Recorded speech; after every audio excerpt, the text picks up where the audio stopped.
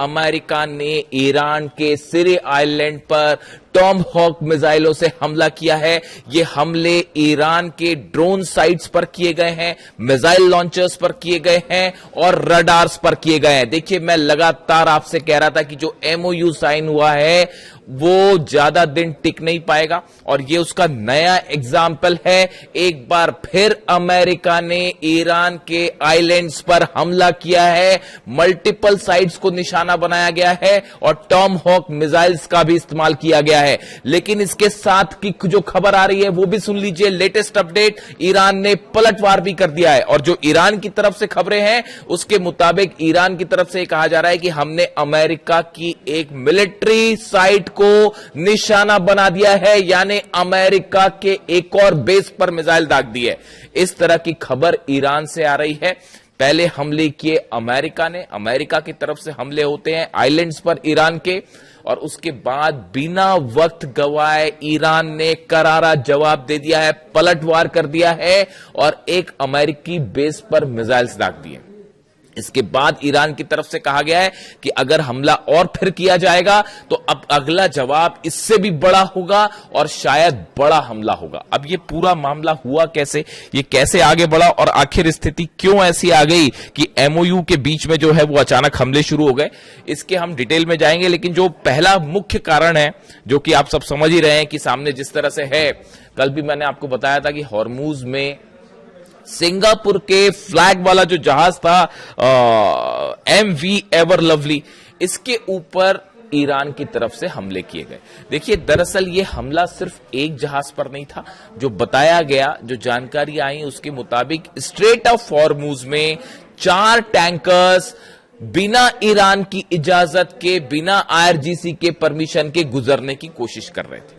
देखिए, जो MOU sign हुआ है उस एमओयू के मुताबिक स्ट्रेट ऑफ हॉर्मूज में जहाजों की आवाजाही की निगरानी जो है वो ईरान के पास रहेगी, ईरान उस पर नजर रखेगा। ईरान की तरफ से साफ कह दिया गया कि अभी जो हालात हैं इसमें आप यहां से गुजर सकते हैं, लेकिन आप ईरान की सेना को जानकारी दीजिए, आईआरजीसी से जानकारी दीजिए और उसके बाद आप यहां से गुजरिए। लेकिन क्या हो रहा था, पिछले 5 दिनों से लगातार ये कोशिशें हो रही थी कि बिना सेना को, ईरान की सेना की जानकारी के हॉर्मूज से जहाज निकालने की कोशिश हो रही थी। और सबसे जो अहम खबर है, ओमान के जरिए एक नया रास्ता बनाने की कोशिश हो रही थी जो पूरी तरह से ईरान की सेना को बाईपास करके, यानी ईरान की सेना आईआरजीसी की जानकारी के बिना जहाजों को हॉर्मूज से निकालने के लिए, ओमान के पास से निकालने के लिए एक नया रास्ता बनाया जा रहा था, जो अमेरिका शायद इस पूरे प्लान के पीछे था।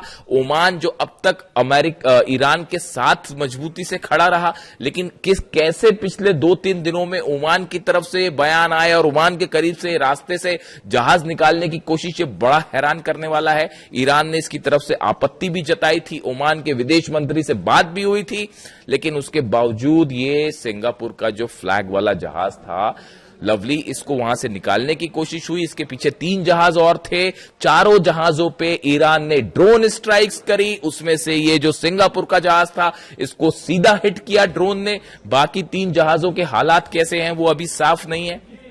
जो डोनाल्ड ट्रंप कह रहे हैं, कल उन्होंने प्रेस कॉन्फ्रेंस की रात को और उन्होंने जानकारी दी कि जो है 3 ड्रोन हमने रोक दिए, 4थे ड्रोन ने हिट किया जहाज को, इस तरह की बात उन्होंने कही। लेकिन 4 जहाजों को निशाना बनाने की बात कंफर्म कर दी गई है अमेरिका की तरफ से। ऐसे हालात में कल जब डोनाल्ड ट्रंप की प्रेस कॉन्फ्रेंस हुई और उनका यह कहना था कि जो है इसका जवाब दिया जाएगा या इस तरह की जो बातें थी, तभी साफ था कि सेंटकॉम जो है वो अटैक करेगा। और उसके बाद हालात ये हुए कि सुबह होते होते जो है वो सेंटकॉम की तरफ से, अमेरिका की तरफ से हमले किए गए ईरान के सिरी आइलैंड पर, जहां पर वो ड्रोन साइट्स को निशाना पहुंचाया गया, मिसाइल लॉन्चर्स को पहुंचाया गया जहां से हमले होते हैं, या रडार्स को निशाना बनाने की कोशिश की गई और यहां हमले हुए हैं। और मेरी जानकारी के मुताबिक टॉम हॉक मिसाइल का भी इस्तेमाल किया गया है। ये बड़ा गौर करने वाली बात है कि अगर टॉम हॉक मिसाइल का इस्तेमाल है तो ये एस्केलेशन बड़े लेवल पर हो सकता है। लेकिन उसके बाद जैसे ये हमले हुए, ईरान की सेना ने आईआरजीसी ने जो अभी तक खबरें सामने आ रही हैं कि एक अमेरिकी बेस को नुकसान पहुंचा दिया है, मिसाइल हिट कर दिया है।